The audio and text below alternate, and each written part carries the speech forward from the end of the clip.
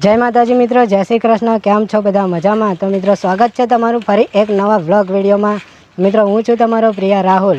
તો મિત્રો આપ જોઈ શકો છો મમ્મી વાસણ ઘસે છે.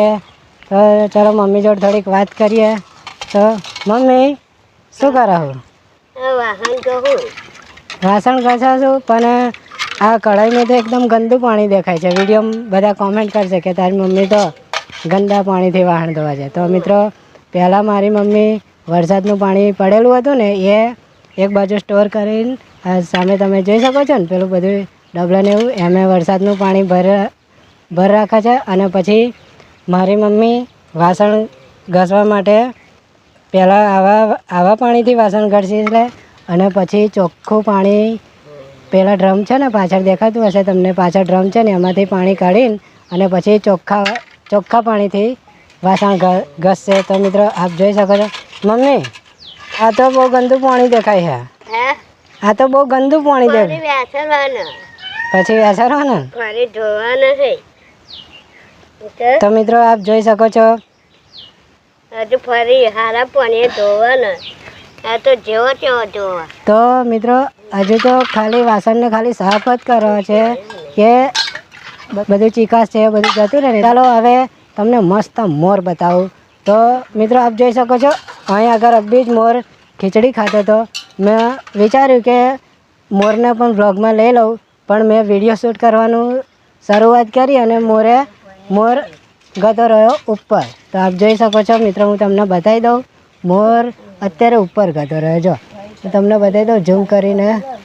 તો આપ જોઈ શકો છો મોર ઉપર જઈને બેસી ગયો છે.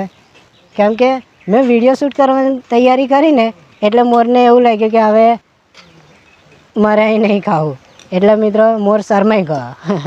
તો મિત્રો આ રીતે મોર પણ ઉપર ગતો રહ્યો.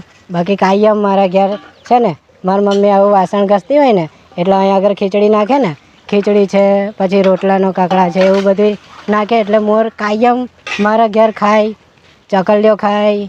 પછી મારા ઘેર બધી બહુ ચકલીઓ પણ આવે છે. તો મિત્રો કાલે મેં વિચાર્યું મૂકું અહીંથી કંકોડા થોડાક ખોરી લઉં, અને આજે મૂકું ચલો આજે હવે થોડાક કંકોડા ખોરી લઉં. તો આપ જોઈ શકો છો કંકોડા તો થયા છે, પણ 2-3 જણા એવા ભાઈબંધો આવી ગયા ને તો કંકોડા જ વેણીને ગતા રહ્યા.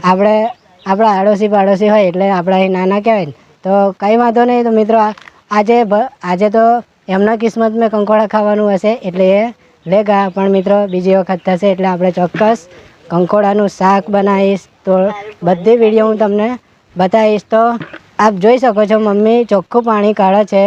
તો મિત્રો કાયમ મારે છે ને 2 ડ્રમ આવું ચોખ્ખું પાણી ભરલાવાનું, જેથી હું નવું મારી મમ્મી નાય અને પછી બીજું થોડું પાણી વધે એટલે મમ્મી આવી રીતે પાણી કાઢે. જુઓ આવી રીતે એક પાઇપથી પાણી કાઢે ચોખ્ખું અને પછી વાસણ પછી ચોખ્ખા પાણીથી ઘસી નાખે.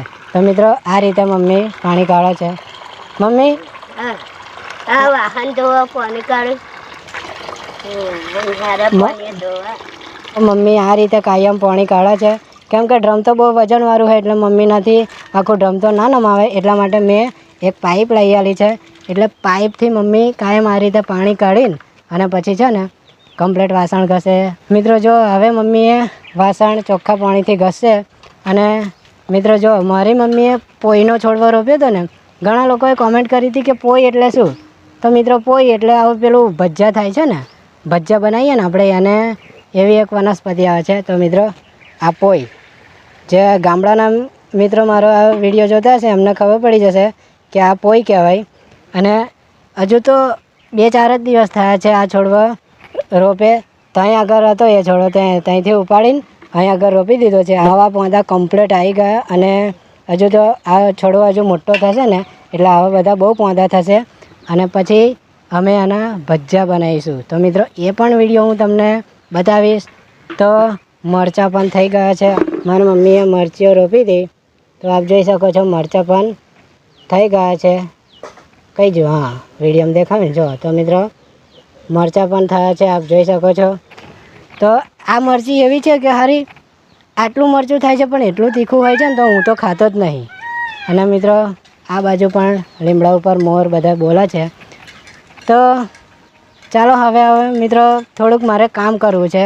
એટલે કે કામ એવું કરવું છે કે કાલે હું નોકરીથી આવ્યો ને ત્યારે મેં છે ને આ જગ્યાએ રહીને પેલી બાજુ જે ખેતર છે ને એ બાજુથી સાપ જતા જોયો હતો. સાપ તો નહોતો પણ હવે ધોમરોડું હશે. તો મિત્રો આજે મેં એટલા માટે જ રજા પાડી કે આજે છે ને આ બધું સાફ કરી નાખું, એકદમ ક્લીન સાફ કરી નાખું. અને આપ જોઈ શકો છો આ બહુ બધું ઘાસ ને એવું બધું થયું છે ને, આજે તો એ બધું સાફ કરવા માટે જ મેં સ્પેશિયલ રજા પાડી છે. ઘરની આજુબાજુ કોઈ બી ઘાસ નહીં રહેવા દેવું અને એકદમ ક્લીન કરી દેવું છે. તો મિત્રો વિડીયો પર નવા હોય ને તો એક લાઈક કરી દેજો અને ચેનલને સબસ્ક્રાઈબ કરી દેજો. જો એક મિત્રો એક ફૂંદી બતાવું, મસ્ત રંગબેરંગી છે. એ યાર ઉડી ગઈ. તો આપ જોઈ શકો છો આ ફૂલ છે ને એની પર એક ફૂંદી હતી, મસ્ત ફૂંદી હતી. તો મિત્રો કોમેન્ટમાં જરૂર કહેજો કે આ શેના ફૂલ છે, કેમ કે અમે ગામડામાં તો આને ગંધાતી કહીએ છીએ. તો મિત્રો આ ગંધાતીના ફૂલ છે. નામ એનું ગંધાતી છે પણ ફૂલા તો એકદમ સુંદર આવે છે. તો મિત્રો આવું છે અમારા ગામડાનું વાતાવરણ. અને મિત્રો આપ જોઈ શકો છો એક સોલરની પ્લેટ મેં અહીં મૂકી છે જેથી નીચે વાયર લઈ ગયો મારો ફોન ચાર્જિંગ થાય. તો ચાલો મિત્રો હવે થોડુંક આ બધું મારે સાફ કરવાનું છે, હું સાફ કરી દઉં. મારા ભગવાન એટલે કે મારા હનુમાન દાદાની ધજા પણ અહીંયા આગળ મેં લગાવી છે. આપ જોઈ શકો છો મસ્ત ફરકા છે. તો ચાલો મિત્રો હવે મળીશું નેક્સ્ટ વિડીયોમાં. બાય બાય, જય શ્રી કૃષ્ણ, જય માતાજી.